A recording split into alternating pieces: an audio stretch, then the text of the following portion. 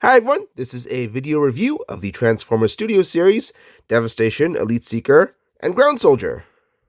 Getting these two figures out of the way, I'll go over the box, as I usually do, at the start of our reviews. As we can see on the front, got a nice picture of the Elite Seeker and the Ground Soldier on the other side. See those pictures again. On the side flaps, you can actually see more of the image when you open up the box.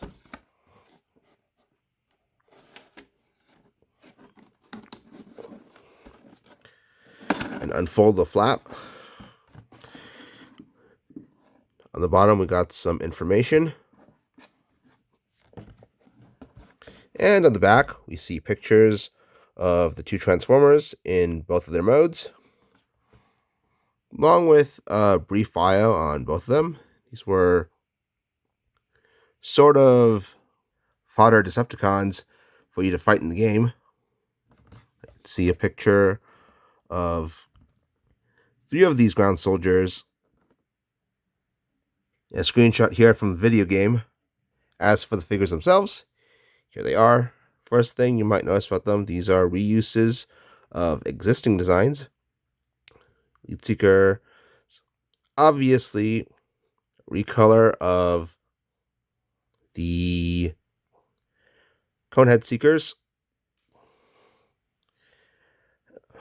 Their designs from Earthrise.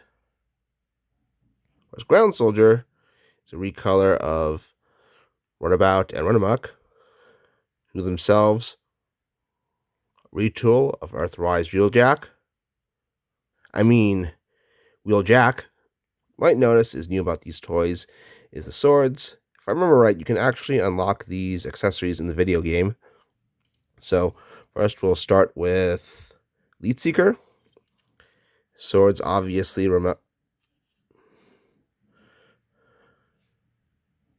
resemble those of Optimus Primal. What's cool is you can actually take these, put them in the hands of Optimus Primal.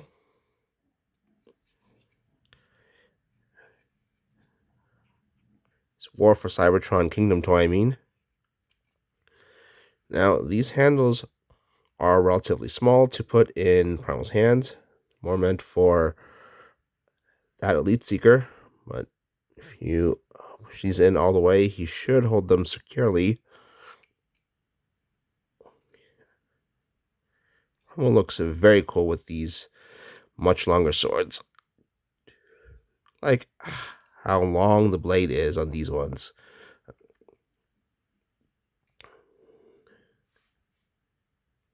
Compared to the hilt part,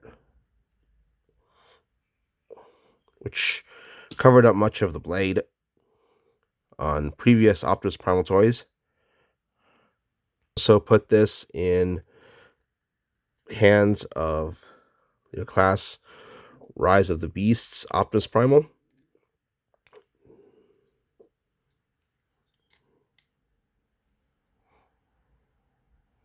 And this Optimus Primal is quite larger than Kingdom Optimus Primal.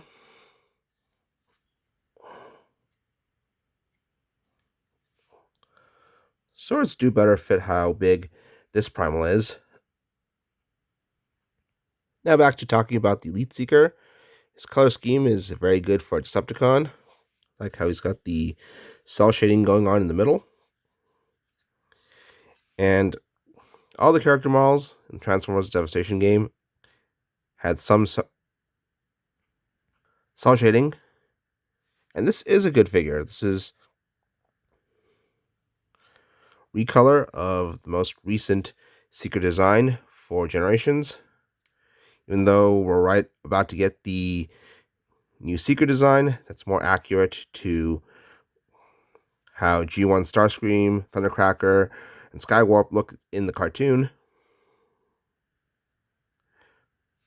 I'm not go over the transformation since I have looked over some Seekers in my previous videos using this design.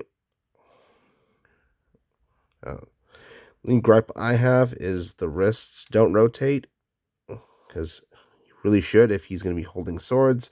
However, I'm going to keep those swords on one of my Optimus Primal figures anyways, so it's not that big a deal. Now let's go over the Decepticon Ground Soldier. Sword looks quite nice. Handle is about the same length as the ones thrust is supposed to hold. This is a cool repaint of Runabout and Runamuck, although that could be because biased toward the color blue. It's my favorite color. Also like the amount of cell shading on the windows, just like the Seeker had on his windows. The head sculpt's really cool too. This is a new head sculpt too, because Runabuck and Runabout had eyes. I like how they're using Runabout version for this design, since we see Wheeljack in the game also. And this version of the Wheeljack design looks very cool. Now to go over the articulation. Let's see. It's hard to move the head with the backpack, so we'll on to the arms next. Arms, elbows can bend at 90 degrees. Wrists can move to one side due to the transformation. Sadly, it seems the shoulder articulation is in the chest rather than the arm this time. I usually prefer it in the arm, like you would expect to see on any other type of figure like Marvel Legends. Got waist rotation, full 160 degrees. This can go back and forth, all the way forward, and 45 degrees back.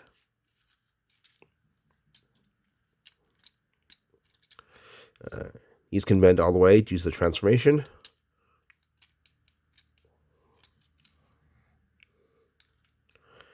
And ankle tilt. And again, the main reason it can go that far is because that joint is needed for the transformation. And ankle pivot that far in. So it's got pretty much all the transformation. I mean, it's got pretty much all the articulation you'd expect from Transformers Generations toy. Overall, robot mode. Overall, robot mode is very good. Now let's move on to the transformation. Before we do that, or as I'm starting to do that, I'm going to get the backpack off.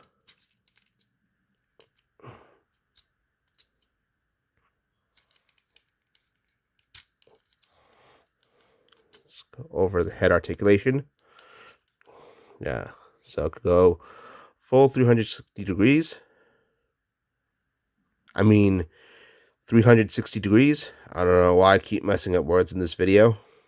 And it can go up that far and down that far. Anyways, let's move on. So like I said, you get the wrists in. First thing the instructions to do, if I remember correctly. Actually, I'm very sure this is the first thing it tells you to do. Let's rotate the waist all the way around.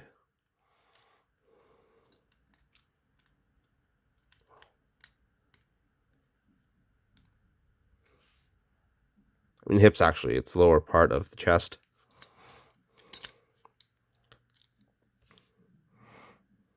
Tilt both feet backward until you get this flush front of the car shape.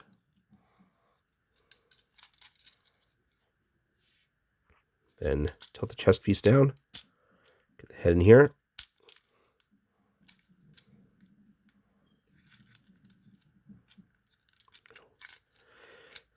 Get the forearms to be the sides of the car. Then it's a matter of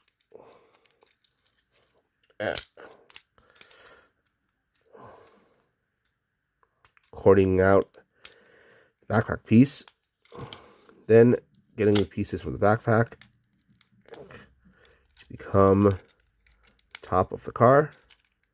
And here is the Decepticon Ground Soldier. It's car mode. Unfortunately, the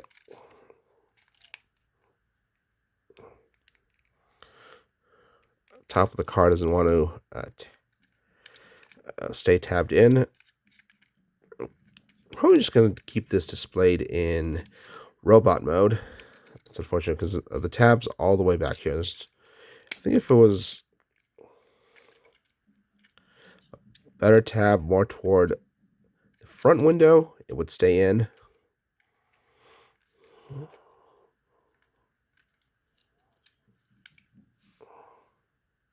Otherwise, it's a very cool vehicle mode. I do notice cell shade windows much better in this mode. And the light blue color he has all over him. Now let's get him transformed back.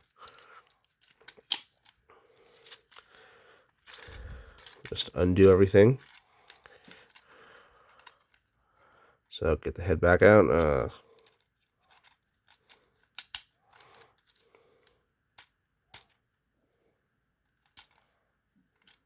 Right. Thumbnail's not too short, so I can get these hands out no problem. Same thing with the head.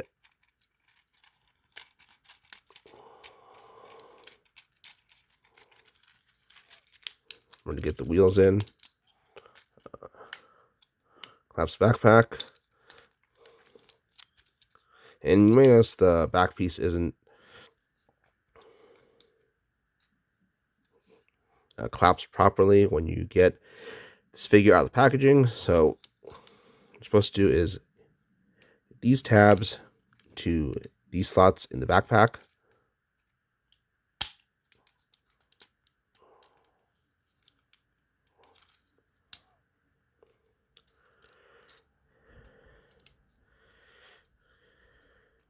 Here is Decepticon Ground Soldier transformed back into his robot mode.